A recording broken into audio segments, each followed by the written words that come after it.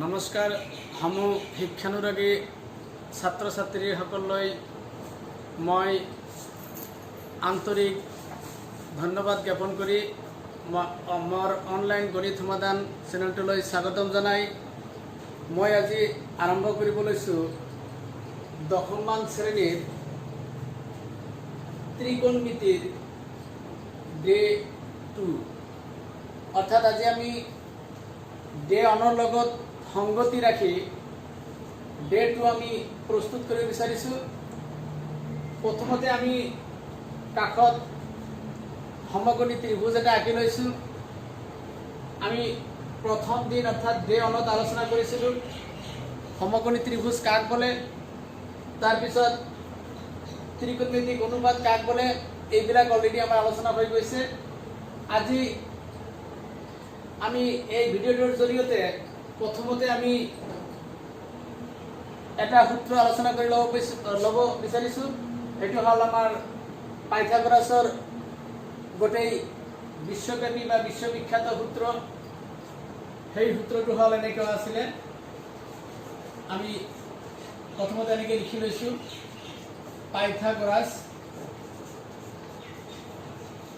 পাইথাগোৰাছৰ উপপাদ্য বা থিওৰেম। পাইথাগোৰাছৰ উপপাদ্যটো এনেকুৱা আছিলে, কিছুমানে হয়তো প্ৰশ্ন কৰিব পাৰে যে পাইথাগোৰাছনো কি আকৌ। গতিকে মনত ৰাখিব যে পাইথাগোৰাছটো হ'ল এজন মানুহৰ নাম, এজন বিশ্ববিখ্যাত গণিতজ্ঞ। গতিকে সেই গণিতজ্ঞজনৰ নাম অনুযায়ী পাইথাগোৰাছৰ উপপাদ্য বুলি কোৱা হয়।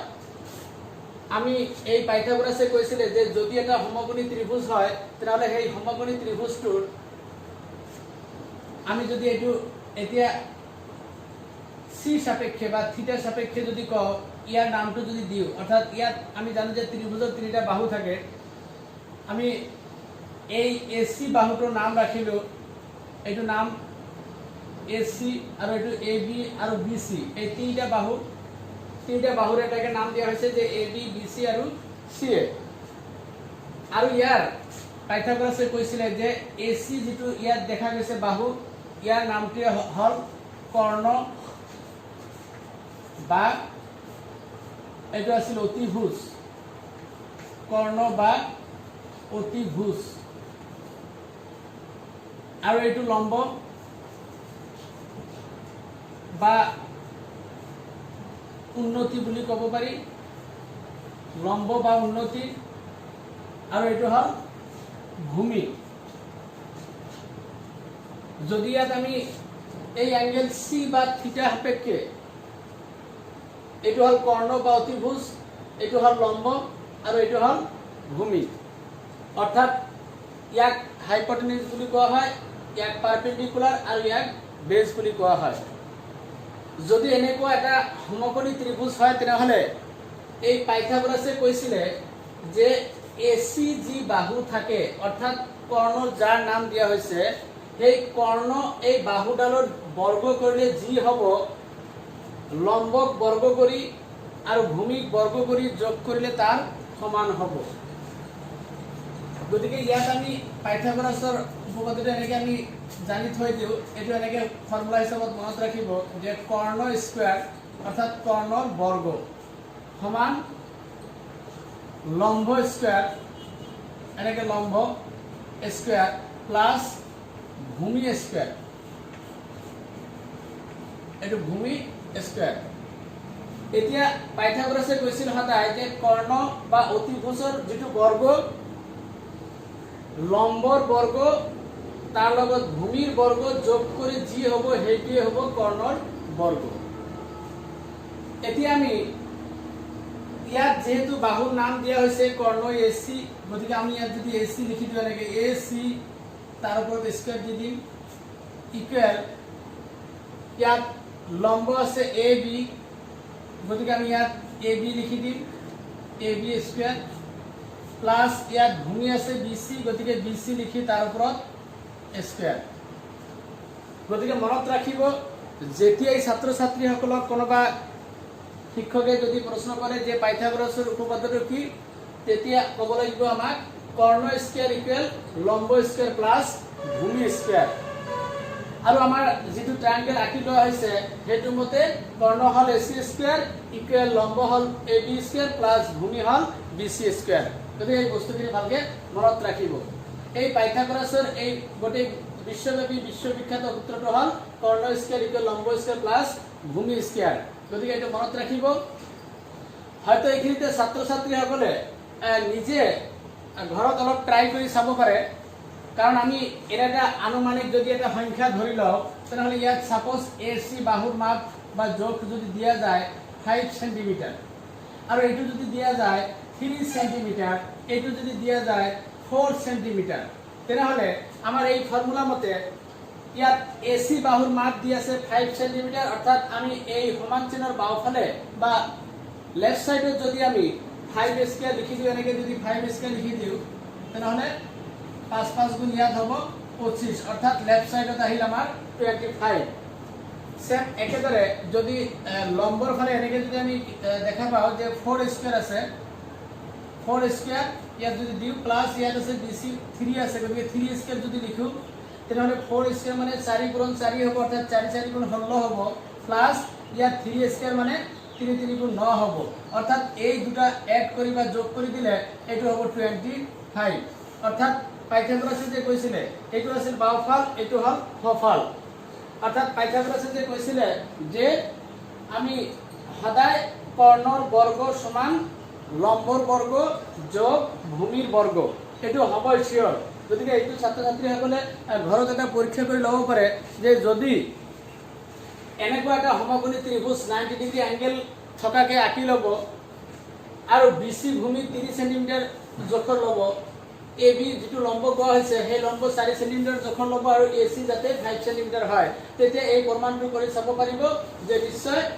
স্কেলেৰ পিছত জুখি চালে গম পাব যে এই বস্তুবিলাক ধুনীয়াকৈ আঁকি লৈ পেলাই যদি এনেকৈ পৰীক্ষা নিৰীক্ষা কৰে তেনেহ'লে দেখা পাব হয় কথাটো হয়। পাইথাগোৰাছে কৈছিলে যে ঠিকে যিকোনো এটা সমকোণী ত্ৰিভুজৰ ক্ষেত্ৰত এই যেটো ফৰ্মুলা বা উপপাদ্য উলিয়াইছে এইটো আমাৰ একেবাৰে সঠিক। তে যে নহওক আমি ইয়াৰ পৰা এই ত্ৰিভুজটোৰ পৰা এটা কথাই আজি মনত ৰাখিব যে পাইথাগোৰাছৰ উপপাদ্য কোৱাৰ লগে লগে মনলৈ যাতে আহে কৰ্ণ স্কয়াৰ বা কৰ্ণ স্কয়াৰৰ বৰ্গ ইকুৱেল লম্ব স্কয়াৰৰ বৰ্গ যোগ ভূমি স্কয়াৰৰ বৰ্গ। মুঠতে এই কথাখিনি অলপ ভালকে মনত ৰাখিব, এইটোৱে হল আমাৰ পাইথাগোৰাছৰ উপপাদ্য। তে যে নহওক আমি এতিয়া এই পাইথাগোৰাছৰ উপপাদ্য এইখিনি জনাৰ পিছত আৰু কেইটামান বস্তু ইয়াতে আলোচনা কৰি ল'ব বিচাৰিছো। এইখিনি অতি গুৰুত্বপূৰ্ণ বস্তু মনত ৰাখিব। আমি যেহেতু অলৰেডি কৈছে যে ডে অনৰ লগত সংগতি ৰাখি কেইটামান আমি ফৰ্মুলা ইয়াতে আলোচনা কৰি ল'ব বিচাৰিছো। তাৰ পিছত আমি ফৰ্মুলা কেইটা দিয়াৰ পিছত আলোচনা কৰাৰ পিছত আমি আমাৰ যিবিলাক অনুশীলনী আছে সেই অনুশীলনীৰ প্ৰশ্ন উত্তৰবিলাক আমি দিয়াৰ এটা প্ৰয়াস কৰিম। গতিকে আমি প্ৰথমতে সূত্ৰ কেইটামান অলপ ভালদৰে আলোচনা কৰি ল'লেহে ছাত্ৰ ছাত্ৰীসকলে নিশ্চয় ভালকে বুজি পাব। এতিয়া আমি ইয়াৰ লগত সংগতি ৰাখি আৰু কেইটামান বস্তু আলোচনা কৰি ল'ব বিচাৰিছো, যেটো হল আমাৰ ইয়াতে এটা বস্তু আমি আলোচনা কৰিম এইবাৰ যে কিছুমান ডেফিনিশ্যন আমাক লাগিব। এনেকে কিছুমান আমাৰ ডেফিনিশ্যন আছে, সেই ডেফিনিশ্যন কিছুমান আমাক লাগিব, অৰ্থাৎ সংজ্ঞা। কেইটামান সংজ্ঞা আমি ইয়াৰ পৰা জানি ল'ব লাগিব। সংজ্ঞাবিলাক কেনেকুৱা ধৰণৰ? প্ৰথম এটা প্ৰশ্ন এনেকে মনত ৰাখিব, সাইন থিটা। আমি আগৰ ভিডিঅ'বিলাকত নামবিলাক কৈছিলো যে সাইন থিটাৰ ডেফিনিশ্যন হল 1/cosec থিটা। এটো ভালকে মনত ৰাখিব, সাইন থিটা সমান 1/cosec থিটা। গতিকে যদি এনেকে প্ৰশ্ন কৰা হয় 1/cosec থিটা ইকুৱেল কি হ'ব, তেতিয়া ক'ব সাইন থিটা। অর্থাৎ সাইন থিটা ইকুয়াল 1/cosec থিটা, নাইবা এনেকে যদি ফর্মুলাটা আমি গঠন করু cosec থিটা ইকুয়াল, তেনেহলে আমি ইয়াতে কম 1/sin থিটা। যদি এনেকে ভালকে মনত রাখিব যে sin থিটা ইকুয়াল 1/cosec থিটা বা cosec থিটা ইকুয়াল 1/sin থিটা। গতিকে এইটো এক নম্বৰ দি ৰাখিলো, এইটো এনেকে ভালকে মনত ৰাখিব। এতিয়া আমি আহো cos থিটা বুলি। এনেকে যদি এটা ফর্মুলা দিয়া হয় cos থিটা ইকুয়াল কি হ'ব, তেতিয়া আমি ক'ব লাগিব cos থিটা ইকুয়াল 1/sec থিটা। cos থিটা ইকুয়াল 1/sec থিটা। ইয়াৰ নিচিনাকৈ একেদৰে আমি ইয়াতে লিখি ৰাখিব পাৰি sec থিটা কি হ'ব তেনেহ'লে sec থিটা ইকুৱেল হ'ব 1/cos থিটা এনেকৈ 1/cos থিটা গতিকে এই বস্তুবিলাক অলপ ভালকৈ মনত ৰাখিব এনেকৈ এই সাপোজ এইটো 2 নম্বৰ দিয়া হ'ল প্ৰথম এটা ডেফিনেশ্যন মনত ৰাখিব কেনেকৈ যে sin থিটা ইকুৱেল 1/cosec থিটা বা cosec থিটা ইকুৱেল 1/sin থিটা তাৰপিছত cos থিটা ইকুৱেল 1/sec থিটা আকৌ sec থিটা ইকুৱেল 1/cos থিটা এইবিলাক মানে ইমান ধুনীয়াকৈ মেমৰিত সজাই ৰাখিব যাতে আমি 1/cosec থিটা কোৱাৰ লগে লগে যাতে আমি sin থিটা ক'ব পাৰোঁ নাইবা sin থিটা কোৱাৰ লগে লগে 1/ আমি cosec থিটা ক'ব পাৰোঁ একেদৰে cosec থিটা ইকুৱেল 1/sin থিটা cos থিটা ইকুৱেল 1/sec থিটা নাইবা 1/sec থিটা কোৱাৰ লগে লগে যাতে আমি cos থিটা ক'ব পাৰোঁ আকৌ 1/cos থিটা কোৱাৰ লগে লগে যাতে আমি sec থিটা ক'ব পাৰোঁ গতিকে এই ডেফিনেশ্যনবিলাক অতি গুৰুত্ব সহকাৰে আয়ত্ত কৰি ল'ব তেজিয়ানত 1 2 নম্বৰত ৰাখিলো এইটো এতিয়া 3 নম্বৰত আৰু এটা দিব বিচাৰিছো এইটো হ'ল আমি এতিয়া tan থিটা লৈ যদি tan থিটাৰ ডেফিনেশ্যন দিয়া হয় তেতিয়া মনত ৰাখিব tan থিটা ইকুৱেল ওপৰত এনেকৈ লিখিব sin থিটা বাই cos থিটা ঠিক ইয়াৰ লগত tan ৰ লগত আৰু এটা যদি দিয়া যায় cot থিটা tan থিটা ইকুৱেল ইয়াতে sin থিটা বাই cos থিটা আৰু cot থিটা যদি দিয়া যায় তেও ইয়াৰ কেৱল বিপৰীত cos টো ওপৰত দিব sin টো এনেকৈ তলত দিব cos থিটা বাই ইয়াৰ sin থিটা এনেকৈ লিখিব cos থিটা বাই sin থিটা অৰ্থাৎ আমি tan থিটাৰ ডেফিনেশ্যন বা সংজ্ঞা যদি মনত ৰাখিব পাৰো তেনেহলে cot থিটাৰ অনা আকে আহি যাব কিয় tan থিটা ইকুৱেল sin থিটা বাই cos থিটা আকৌ cot থিটা একেই কেৱল খালি ওলটাই দিলে হ'ল এই বস্তুখিনি ওলটাই দিলে cos থিটা বাই sin থিটা গতিকে এইটো আমি 3 নম্বৰত লাগিলে ৰাখি দিলো এইটো হ'ল আমাৰ 3 নম্বৰ গতিকে ছাত্ৰ ছাত্ৰীসকলে এই বস্তু ডেফিনেশ্যন কেইটা খুব ধুনীয়াকৈ নোট কৰি ল'ব আগতীয়াকৈ ইয়াতে মনত ৰাখিব 1 2 3 এই তিনিটা আমি ডেফিনেশ্যন দিলো আৰু এটা ডেফিনেশ্যন এই ভিডিঅ'টোৰ জৰিয়তে আমি দিছো ছাত্ৰ ছাত্ৰীসকলে এইখিনি ধুনীয়াকৈ লিখি ল'ব লিখি লোৱাৰ পিছত আমি 4 নম্বৰত আৰু এটা বস্তু ইয়াত আলোচনা কৰি ল'ব বিচাৰিছো 4 নম্বৰটো এনেকৈ দিব বিচাৰিছো আমাৰ tan থিটাৰ ডেফিনেশ্যন tan থিটাৰ যেহেতু অলৰেডি এটা হয়ে গল tan থিটা ইকুৱেল sin থিটা বাই cos থিটা হয়ে গল এইবাৰ tan থিটা ইকুৱেল 1/, আমি এনেকৈ লিখিম 1/cot থিটা tan থিটা ইকুৱেল 1/cot থিটা আকৌ cot থিটা ইয়াৰ লগত এটা হ'ব cot থিটা ইকুৱেল 1/tan থিটা অৰ্থাৎ এই ফৰ্মুলা কেইটা মনত ৰাখা একদম ইজি কাৰণ এইখিনি মনত ৰাখিলেই হ'ল যেটো এইটো আমাৰ আছিল 3 নম্বৰ আৰু এইটো ৰাখিছিলো আমি 4 নম্বৰ তেনেহলে এই চাৰিটা অৰ্থাৎ জোৰা জোৰা আমি ইয়াত জোৰকে ৰাখিছো 4 দ্বিগুণ 8টা ইয়াত ডেফিনেশ্যন দিয়া হ'ল ছাত্ৰ ছাত্ৰীসকলে এইখিনি বস্তু আগত ভালকৈ বুজি ল'ব বা এইখিনি আগত কৰি ল'ব গতিকে মই এটা অনুৰোধ কৰিছো ইয়াত ছাত্ৰ ছাত্ৰীসকলৰ মনলৈ এটা প্ৰশ্ন আহিব কোনটো প্ৰশ্ন আহিব কাৰণ ইয়াত দিয়া হৈছে tan থিটা ইকুৱেল sin থিটা বাই cos থিটা আকৌ cot থিটা ইকুৱেল cos থিটা বাই sin থিটা আকৌ একেই নামৰে ইয়াতে দিয়া হ'ল tan থিটা ইকুৱেল 1/cot থিটা আকৌ cot থিটা ইকুৱেল 1/tan থিটা এতিয়া কোনোবা এজন শিক্ষাগুৰুয়ে বা শিক্ষকে যদি এটা প্ৰশ্ন কৰে যে tan থিটাৰ ডেফিনেশ্যনটো কোৱা তেতিয়া হয়তো ছাত্ৰ ছাত্ৰী মনলৈ আহিব এতিয়া tan থিটা ইকুৱেল 1/cot থিটা কম নে sin থিটা বাই cos থিটা কম তে যিয়ে নহওক আমি এনেকুৱা ভাবে মনত ৰাখিব লাগিব যে tan থিটা কোৱাৰ লগে লগে ডেফিনেশ্যন কোৱাৰ লগে লগে আমি যাতে ক'ব পাৰো sin থিটা বাই cos থিটা নাইবা tan থিটা ইকুৱেল 1/cot থিটা আমি এই গোটেইখিনি বস্তু খুব ধুনীয়াকৈ আয়ত্ত কৰি ল'ব লাগিব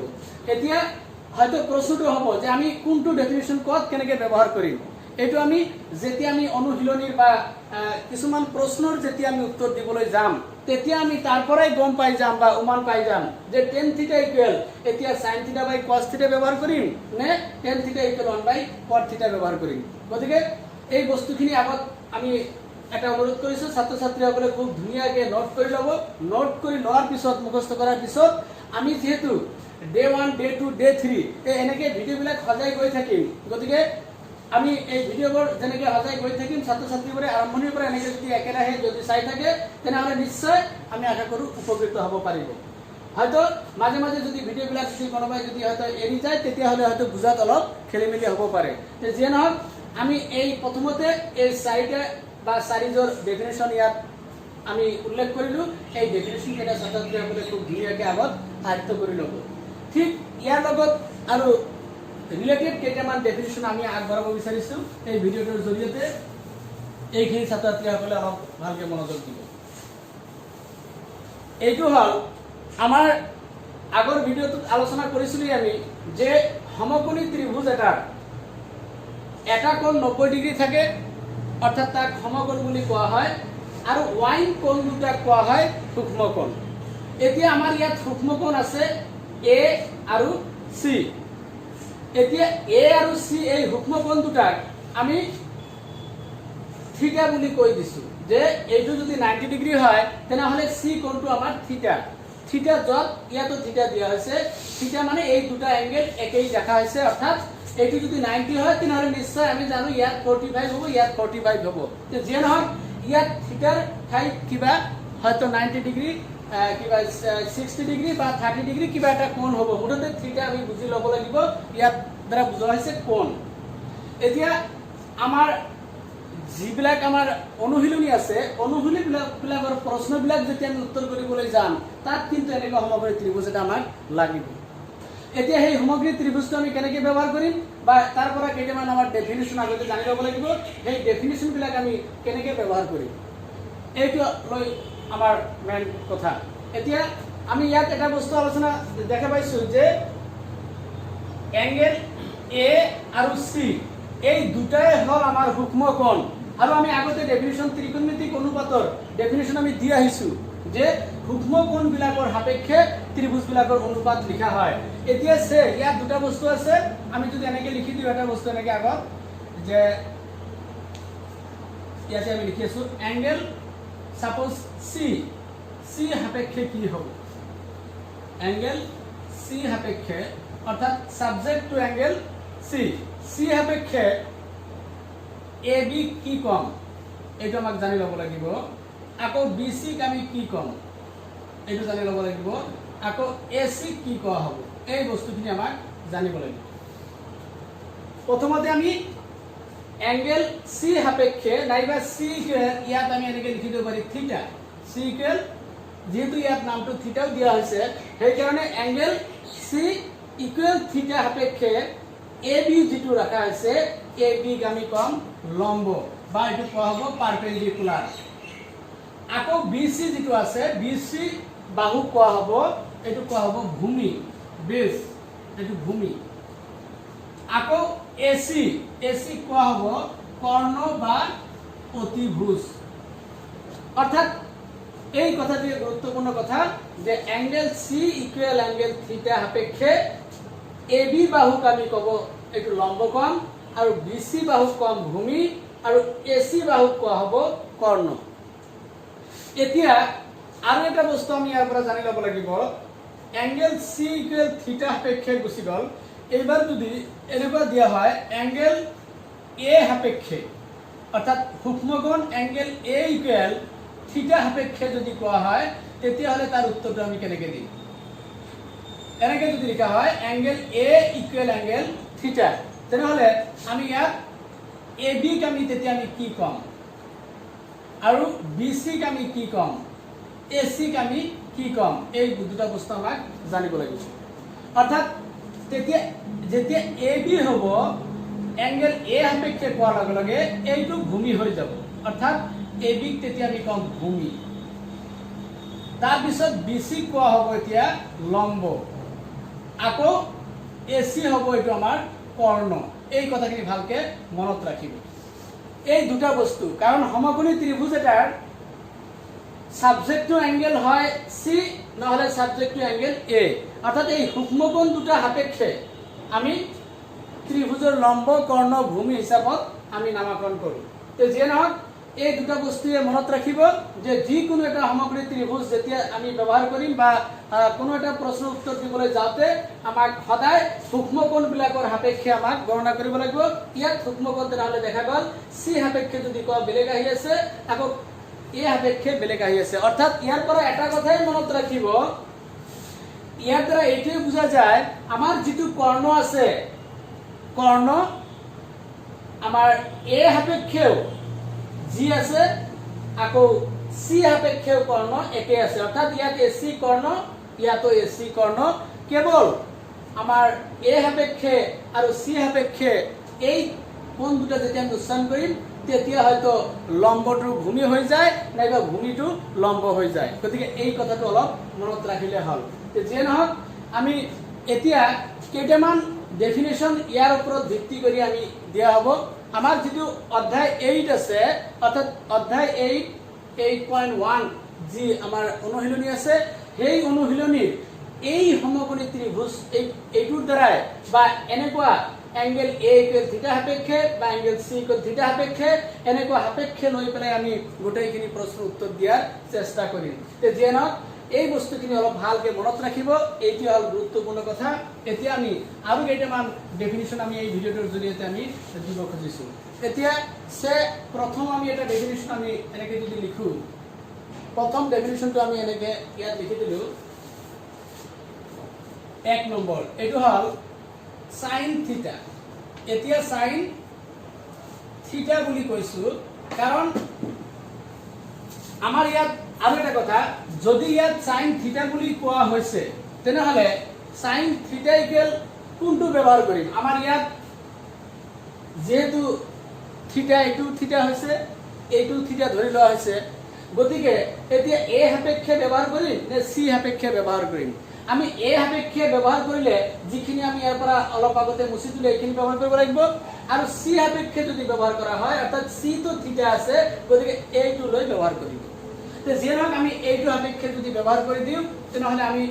এইটো সাপেক্ষে এইটো কোৱা আছিল কৰ্ণ আমি এনেকৈ সংক্ষেপে বুজাৰ কাৰণে লিখি লৈছো এইটো কৰ্ণ আছিল এইটো আছিল ভূমি আৰু এইটো আছিল লম্ব এইটো আমি আগতে লিখি লৈছো ইয়াতে ধুনীয়াকৈ ইয়াতে লিখা আছে AC আছে কৰ্ণ BC ভূমি আৰু AB আছে লম্ব তে যে নহওক এতিয়া আমি sin থিটাৰ ডেফিনিশ্যন এটা দিব লাগে এতিয়া যদি ছাত্ৰ ছাত্ৰীক সোধা হয় যে sin থিটাৰ ডেফিনিশ্যনটো কি এটা আমাক লাগিব গতিকে আমি sin থিটাৰ ডেফিনিশ্যন অলপ আগতে আলোচনা কৰিলো যে ইকুৱেল 1/cosec থিটা ইয়াত 1/cosec থিটা লিখা নহব ইয়াত লিখা হ'ব লম্ব বাই কৰ্ণ ইয়াত লিখা হ'ব লম্ব বাই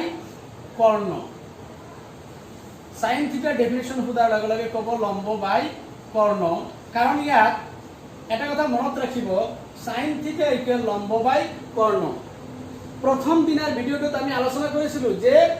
এই অনুপাত বিলাকৰ নাম বেলেগ বেলেগ এটাকে নাম দিয়া হৈছে আৰু সেই নামটো আজি যেনিবা আমি কোৱা হ'ল যে sin থিটা অৰ্থাৎ sin থিটা নাম কাৰ ৰাখা হৈছে যেটো লম্বৰ যেটো মাপ বা যোগ বাই কৰ্ণৰ যেটো মাপ বা যোগ এই অনুপাতটোৰ নামে ৰখা হৈছে sin থিটা এতিয়া থিটা কিয় কোৱা হৈছে কাৰণ আমাৰ c সাপেক্ষে বা c ইকুৱেল থিটা সাপেক্ষে ইয়াত লিখিলো হৈছে গতিকে সদায় মনত ৰাখিব যেতিয়া আমি কম sin থিটাৰ ডেফিনিশ্যন কি হ'ব তেতিয়া আমি কম লম্ব বাই কৰ্ণ এতিয়া লম্ব বাই কৰ্ণ নাইবা লম্বৰ মাপ বাই কৰ্ণৰ মাপ এতিয়া লম্ব ইয়াত তেনেহলে আমাৰ কি আছে AB আছে গতিকে আমি এনেকৈ লিখি দিব পাৰি AB বাই কৰ্ণ কৰ্ণ কি দি আছে AC অৰ্থাৎ AB বাই AC এই অনুপাতটোৰ নাম এংগেল C ইকুৱেল থিটা সাপেক্ষে ৰখা হৈছে sin তে গতিকে মনত ৰাখিব sin থিটা ইকুৱেল ইয়াৰ ডেফিনিশ্যন যেতিয়া আমি বুজিম তেতিয়া ক'ব লম্ব বাই কৰ্ণ অৰ্থাৎ ইয়াত এনেকৈ লিখি ৰাখক এইটো ডেফিনিশ্যন এইটো এনেকৈ ডেফিনিশ্যন লিখি ৰাখক সংজ্ঞা এইটো সংজ্ঞাটো কেনেকৈ দিব ভালকৈ চাব এটা বস্তু ইয়াত ধুনীয়াকৈ মনত ৰাখিব যে sin থিটা ইকুৱেল লম্ব বাই কৰ্ণ এটো গলে এক নম্বৰ এতিয়া দুই নম্বৰ এটা লিখি লব বিচাৰিছো sin থিটাৰ পিছতে আমি দিছিলো cos থিটা এতিয়া cos থিটা ডেফিনিশ্যন কি হ'ব এইটো মনত ৰাখিব এইটো যেহেতু লম্ব বাই কৰ্ণ গতিকে এইটো লিখিব ভূমি বাই কৰ্ণ এইটো আছিল লম্ব বাই কৰ্ণ এইটো লিখিব ভূমি বাই কৰ্ণ এতিয়া ভূমি বাই কৰ্ণ মানে ভূমি আমাৰ ইয়াত কি আছে ভূমি আছে আমাৰ ইয়াত BC অৰ্থাৎ BC বাই কৰ্ণ AC ঠিকে আছে আগে মনত ৰাখিব যে sin থিটা ডেফিনিশ্যন কোৱাৰ লগে লগে ক'ব লম্ব বাই কৰ্ণ cos থিটা ডেফিনিশ্যন ইকুৱেল কোৱাৰ লগে লগে ক'ব ভূমি বাই কৰ্ণ এতিয়া আমি 3 নম্বৰত আছো আহি আছো 3 নম্বৰটো হ'ব tan থিটাৰ ডেফিনিশ্যনটো কি হ'ব এতিয়া tan থিটা আমি tan থিটা আমি অলপ আগতে ডেফিনিশ্যন দিয়া আহিলো tan থিটা ইকুৱেল sin থিটা বাই cos থিটা হয় যদি sin থিটা বাই cos থিটা হয় তাহলে ইয়াত sin থিটা মানে এইখিনি বাই cos থিটা মানে এইখিনি লিখিলে কৰ্ণ কেনসেল গৈ পেলাই ইয়াত থাকিব লম্ব বাই ভূমি অৰ্থাৎ এইটো এনেকে মনত ৰাখিব লম্ব বাই ভূমি নাইবা লম্বৰ মাপ বাই ভূমিৰ মাপ ইকুৱেল ইয়াত লম্ব তেনেহলে আমাৰ কি আছে AB আছে আৰু ভূমি আছে BC গতিকে মনত ৰাখিব tan থিটাৰ ডেফিনিশনটো হল লম্ব বাই ভূমি এইবাৰ আমি ইয়াত 4 নম্বৰত আমি লিখিব বিচাৰিছো cot থিটা এতিয়া cot থিটাৰ ডেফিনিশন কি হ'ব এটা আমাক জানিব লাগিল যে cot থিটা আমি যেহেতু এটা ডেফিনিশন দিছিলো cot থিটা ইকুৱেল cos থিটা বাই sin থিটা নাইবা কোৱা হৈছিল cot থিটা ইকুৱেল 1 বাই tan থিটা অৰ্থাৎ tan ৰ বিপৰীতটোৱে হৈছিল cot গতিকে ইয়াত tan থিটা ইকুৱেল লম্ব বাই ভূমি আছে তাৰ বিপৰীত লিখি দিলে cot থিটা হৈ যাব অৰ্থাৎ ভূমি ওপৰত দি মানেকে ভূমি বাই লম্ব ইয়াত লিখি দিম ভূমি বাই লম্ব তেনেহলে ইয়াত ভূমি আছে BC বাই লম্ব আছে AB যদি BC বাই AB এটো হল আমাৰ cot থিটাৰ ডেফিনিশন এবাৰ 5 নম্বৰত আহিল 5 নম্বৰত আমি লিখিব বিচাৰিছো ইয়াৰ পিছত আহিল sec থিটা এতিয়া sec থিটা ডেফিনিশন আমি কি দিম sec থিটা আমি অলপ আগতে ডেফিনিশন দিলো যে sec থিটা ইকুৱেল 1 বাই cos থিটা হয় অৰ্থাৎ এই cos টো ওলটাই দিলে sec থিটা হৈ যায় ইয়াত যেহেতু ভূমি বাই কৰ্ণ আছে গতিকে ওলটাই দিলে কৰ্ণ বাই ভূমি হ'ব গতিকে ইয়াত আমি লিখি দিলো কৰ্ণ বাই ভূমি ইয়াত কৰ্ণ বাই ভূমি হৈ গল কৰ্ণ বাই ভূমি অৰ্থাৎ ইকুৱেল কৰ্ণ AC লিখা আছে বাই ভূমি BC লিখা আছে এটো হল sec থিটাৰ ডেফিনিশন এইবাৰ আৰু এটা বাকি থাকিল এটো হল 6 নম্বৰটো আমি লাগিলে ইয়াতে লিখি দিছো 6 নম্বৰ এইটো আছে আমাৰ বাকি cosec থিটা এইটো আছে cosec থিটা অলপ আগতে cosec থিটা দিলু cosec থিটা ইকুৱেল আছিল 1 বাই sin থিটা অৰ্থাৎ sin থিটা ডেফিনিশন দিয়া হৈছে লম্ব বাই কৰ্ণ